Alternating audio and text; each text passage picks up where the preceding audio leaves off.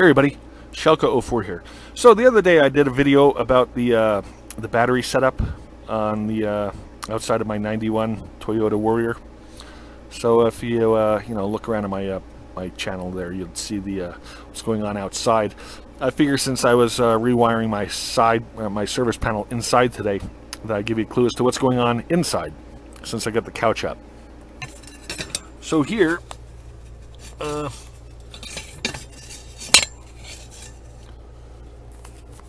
We got the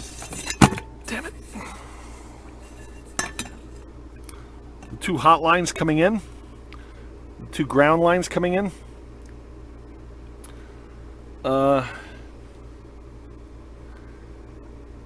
And hot goes to the inverter, ground goes to the inverter on one of them. I've got a GFI outlet here. I built up a little plug.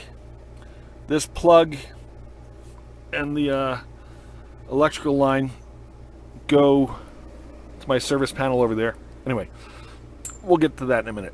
So, we're feeding DC in the back.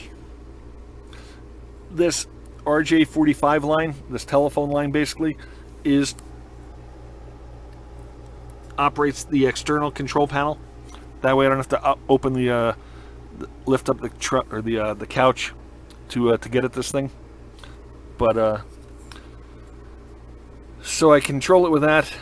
DC in, AC out. Okay, so let's follow that over there.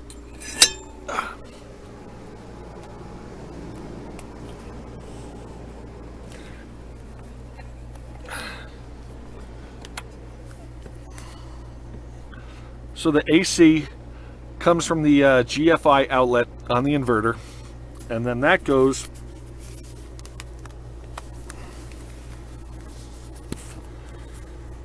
we got two yellow Romex lines. The bottom line is the one that comes from the inverter. So that Romex line feeds in there, and that Romex line goes here.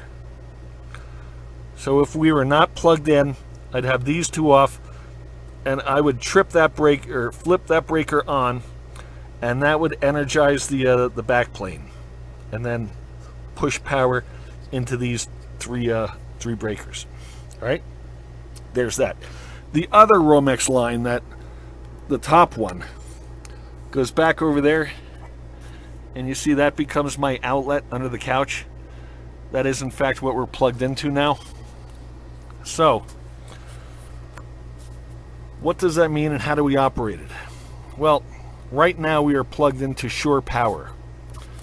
So I got the 30 amp shore power coming in here. I've got the converter here charging the batteries, and then these are my my circuits in-house. The inverter, sorry, is off. If and when we boondock, I will turn off the shore power. I will turn off the converter to charge the battery, and then I will turn on the inverter, thus pulling power from the batteries through the inverter and pushing it into the back panel and energizing these two breakers. That's how it works. It's a pretty easy setup.